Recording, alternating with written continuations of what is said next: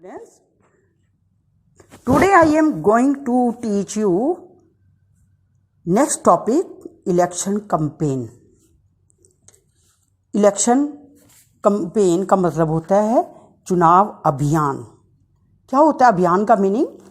आपको पता है जब इलेक्शन होते हैं उससे कुछ दिन पहले सभी पार्टी अपना अपना प्रचार करने में लगी होती है, उसे कहते हैं election campaign.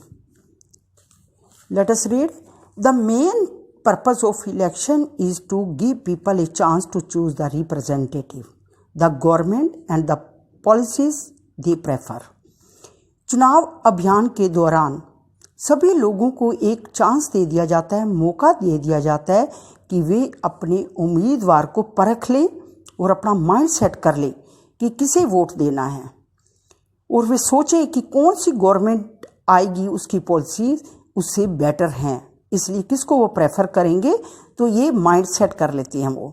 Therefore, it is necessary to have a free and open discussion about who is better representative, which party will make a better government और what is a good policy। इसलिए तीनों बातों का वो पता लगा लेते हैं कि कौन सी जो रिप्रेजेंटेटिव है, प्रतिनिधि है, वो अच्छा है, कौन सी पार्टी इस बार अच्छा जाएगी और कौन सी सरकार की पॉलिसी ज़्यादा अच्छी है। तो इसलिए कंपेयर करते हैं, तुलना करते हैं और उसके बाद वो अपना डिसाइड करते हैं कि हमें इस पार्टी को बनाना है और इस पार्टी की सरकार को आगे लेके जाना है। जैसे कि 2014 में हुआ था। बहुत समय पहले से हमेशा कांग्रेस पार्टी बनती आई थी, तो लेकिन एक ऐसा मोड़ आया, टर्निंग पॉइंट आया, और क्या हुआ, दो बार से अब 14 में भी 19 में भी तो बीजेपी पार्टी की सरकार चल रही है। This is what happens during election campaign. और इसलिए खुली चर्चा जो इलेक्शन के दौरान ये ऐसा होना बहुत जरूरी होता है। In our country such campaign take place for a 2-week period between the announcement of the final list of the candidates and the date of polling. वैसे मैंने पहले ही बता दिया है कि इलेक्शन का जो अभियान होता है 2 week मतलब 15 days के लिए होता है। जब डेट डिसाइड हो जाती है कि कौन सा प्रतिनिधि इलेक्शन लड़ रहा है और जिस दिन से पोलिंग होनी होती है, पोल मतलब जिस दिन वोट डलने होते हैं, उसके लेकर 15 days का टाइम होता है, टाइम पीरियड, जिसमें कि हर एक पार्टी अपना अभियान कर सकती है। During this period candidate contact their voter, political leader, address election meeting and political party mobilize their supporter। इस पीरियड के दौरान जो कैंडिडेट हैं वो वोटर से कांटेक्ट कर सकते हैं, मिल सकते हैं, घर में जा सकते हैं, उनको कन्विंस करवाते हैं कि हमें वोट दें और मीटिंग करते हैं।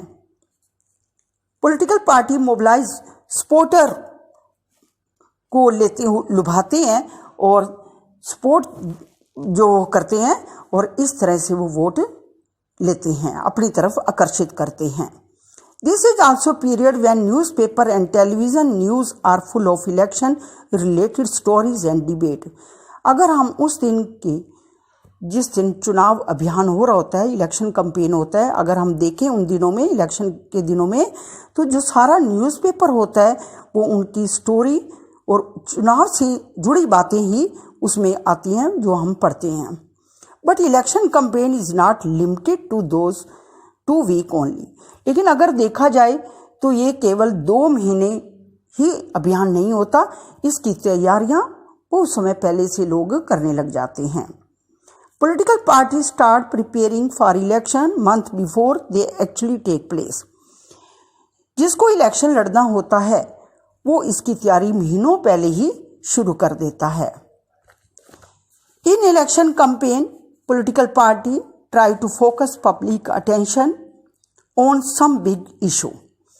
इस प्रचार के दौरान, इस इलेक्शन कैंपेन के द्वारा या इसके अभियान के द्वारा जो पॉलिटिकल पार्टी हैं, राजनीतिक जो दल हैं, वो ज़्यादातर ये कोशिश करते हैं, इस बात पर बल देते हैं कि किस तरह से वोटर्स को अट्रैक्ट किया जाए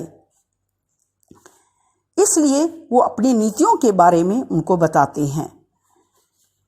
Let us look at some of the successful slogans given by the different political party in various election।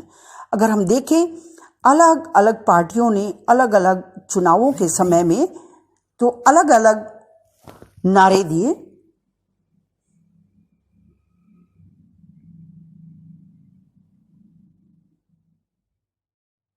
The Congress party led by Indira Gandhi gave the slogan गरीबी हटाओ रिमूव पॉवर्टी। जब Indira Gandhi election में जब अभियान कर रही थी election के दौरान 1971 के लोकसभा के चुनाव में, तो उसने सबसे जो अच्छा नारा दिया था गरीबी हटाओ। The party promise to retrench all the policies of the government to remove poverty from the country. तब उसने पार्टी ने वायदा किया था कि वह सरकार की सारी नीतियों में कुछ चेंजेस ले आएगी, बदलाव कर देगी, और जिससे कि गरीबी बिल्कुल देश से हट जाएगी। और लोग इससे बहुत आकर्षित हुए थे और लोगों ने इंदिरा गांधी को बहुमत से, बहुत अच्छे वोटों से उसको जिताया था। Save democracy was the slogan given by the Janata party under the leadership of Jayaprakash Narayan in the Lok Sabha election held in 1977. The party promised to undo the excesses committed during the emergency and restore civil liberties. 1977 में जब अगले चुनाव हुए लोकसभा के, तो जनता party ने एक बहुत बढ़िया नारा दिया, लोकतंत्र बचाओ, save democracy.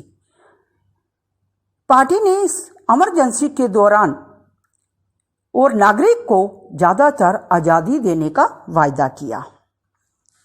The Left Front use the slogan land to the tiller in the West Bengal assembly election held in 1977। उसके बाद वामपंथी दलों ने Left Front use the slogan, उन्होंने वामपंथी जो दल थे उन्होंने पश्चिम बंगाल में 1977 में एक ऐसा नारा दिया कि जमीन जोतने वालों का, जमीन जोतने वाले, लैंड टू द टिलर, तो ये नारा उन्होंने दिया था। नेक्स्ट है protect the self respect to the Telugus was the slogan used by N.T. Rama Rai, the leader of the Telugu Desam party in Andhra Pradesh assembly election in 1983। 1983 के आंध्र प्रदेश के विधानसभा चुनाव में तेलुगु देशम पार्टी के नेता ने स्वाभिमान का नारा दिया कि हमें सेल्फ रिस्पेक्ट को बनाना है, अपने आप को प्रोटेक्ट करना है, तो इसलिए ये नारा उन्होंने दिया और ये भी लोगों ने बहुत अप्रिशिएट किया। In a democracy it is the best to leave political parties and candidate free to conduct their election campaign the way they want.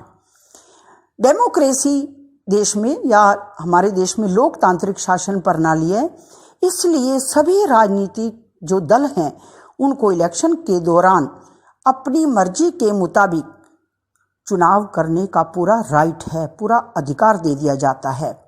But it is sometime necessary to regulate campaign to ensure that every political party and candidate gets a fair and equal chance to compete। और इसके लिए सभी दलों को उचित और समान अवसर मिले, इसके लिए कई बार दखल देना जरूरी होता है। कई बार क्या होता है कि किसी पार्टी में तो हम दखल देते हैं, सरकार किसी में नहीं देती, तो ऐसा नहीं होना चाहिए, सबको इक्वल चांस होना चाहिए। इसके लिए equal to our election law no party और कैंडिडेट कैन, इसलिए इलेक्शन के दौरान एक इलेक्शन लॉ बनाया गया जिसमें कोई भी पार्टी या कोई कैंडिडेट अपनी मर्जी से ये काम नहीं कर सकते। देखते हैं कौन सी है वो। फर्स्ट है ब्राइब और थ्रेटन वोटर्स। मतदाता को कोई प्रलोभन नहीं दे सकता या कोई भी धमकी नहीं दे सकता, डरा नहीं सकता कि तुम मेरे को ही वोट डालना, ऐसा नहीं कर सकता। सेकंड है appeal to them in the name of caste religion. कोई भी व्यक्ति या कोई भी उम्मीदवार किसी एक पर्टिकुलर एक व्यक्ति को या वोटर को धर्म और जाति की ऐसा वास्ता देकर वोट नहीं ले सकता कि तू मेरी जात बिरादरी का है या मेरे धर्म का है तो मुझे ही वोट देना, तो ऐसा करना गलत है। Use government resources for election campaign and send more than ₹25 lakh in a constituency for Lok Sabha election or ₹10 lakh in a constituency in an assembly election। Lok Sabha चुनाव में एक निर्वाचन चुनाव अभियान में सरकारी जो संसाधन है उसका अगर कोई इस्तेमाल करता है, यूज करता है, तो उसे लोकसभा इलेक्शन में 25 लाख और अगर विधानसभा के चुनाव हैं तो उसमें 10 लाख ज्यादा खर्च करना होगा। इफ दे डू सो, अगर वो ऐसा करते हैं, there election can be rejected by the court, और इसलिए उसको कोर्ट जो है उसकी सीट को रद्द कर देता है। Even after they have been declared elected, बेशक वो चुनाव जीत भी जाता है लेकिन तब भी। In addition of the law, all the political party in our country have agreed as a model code of conduct. इसलिए एक जो इलेक्शन कानून बनाया गया है ये इसके एक आचार संहिता और सभी को उसको स्वीकार करना पड़ता है और किया भी है। इसे बोलते हैं कोड ऑफ कंडक्ट, आचार संहिता फॉर इलेक्शन कैंपेन। ये क्या होता है? चुनाव प्रचार के लिए होता है और सभी को, ये पार्टियों को ये स्वीकार करना है। इसमें कोई भी उम्मीदवार और पार्टियों को यह सब करने की मनाही होती है कोड ऑफ कंडक्ट के दौरान। फर्स्ट है use any place of worship for election propaganda, कि आपको दिखे कि कोई भी व्यक्ति या कोई भी उम्मीदवार किसी धार्मिक स्थल को, पूजा स्थल को इलेक्शन के लिए यूज नहीं कर सकता, प्रचार के लिए उसका उपयोग नहीं कर सकता। Use government vehicle, aircraft and official for election and once election are announce, minister shall not lay foundation stone any project, take any big policy discussion और decision, policy decision or make any promises or providing public facilities। इसके दौरान चुनाव सरकारी वाहन, विमान या अधिकारियों का चुनाव में उपयोग ये नहीं कर सकते। नेक्स्ट है चुनाव की जब अधिघोषणा हो जाती है, जब अनाउंसमेंट हो जाती है, उसके बाद कोई भी मंत्री किसी बड़ी योजना का शिलान्यास नहीं कर सकता, इनॉग्रेशन नहीं कर सकता, या बड़े जो नीतिगत फैसले हैं या लोगों की कोई